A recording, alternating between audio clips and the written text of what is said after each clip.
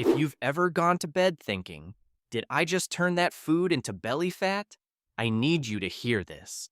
The myth is simple. Eat after 8, your metabolism shuts down, and it all goes straight to your stomach.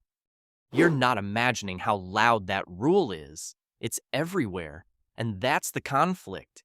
You want to lose belly fat, but the advice keeps pointing you at the clock instead of the cause. By the end of this video, you'll know what's myth, what actually gets worse when you eat too close to bed, and what matters more than meal timing if you're trying to get leaner. Because if the clock isn't the whole story, then what is? That's why so much fat loss advice turns into rules about clocks. No food after 8, no carbs after dark, never eat before bed. And it feels true for a reason. Nighttime is exactly when a lot of people lose control. Here's what nobody tells you about that. The hour by itself is not the whole problem. It's everything that starts clustering around that hour. First, let's kill the myth cleanly. Your metabolism does not shut down when you sleep. All night long, your body is still burning calories to keep you alive. Breathing, heart rate, temperature, tissue repair. A calorie eaten at 10 p.m. has the same energy value as a calorie eaten at 10 a.m. Your body cares about the total load more than the timestamp. So if your daily calories are controlled, food eaten at night does not magically become belly fat just because it was eaten at night. But don't swing to the other extreme. Timing can still affect sleep and glucose control for a lot of people. Now here's the trap. Late night eating really does correlate with worse outcomes in real life. That's why the myth survives.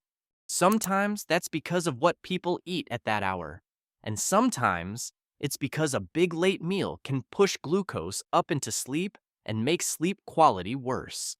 Night is where chips, ice cream, delivery, and random screen snacking pile up. Extra calories, low protein, easy to underestimate. So the pattern people notice is real, but they oversimplify it. The problem is not the clock by itself. It's food choice, meal size, glucose response, sleep disruption. And here's the part most people never get told. Poor sleep is often more dangerous for belly fat loss than a small snack before bed. When sleep gets cut, cortisol tends to rise. That's your stress hormone. And chronically elevated stress makes abdominal fat storage easier. Sleep loss also pushes ghrelin up and makes hunger harder to control the next day. So now you're not just tired, you're hungrier.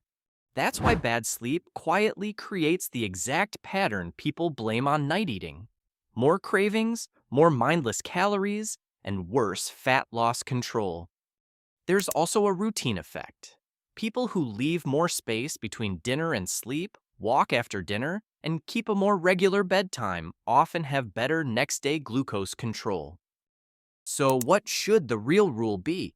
If you're hungry at night, a small protein-rich or fiber-heavy snack can be fine if it still fits your daily calories and doesn't wreck your sleep. Greek yogurt, cottage cheese, a protein shake, fruit, something deliberate.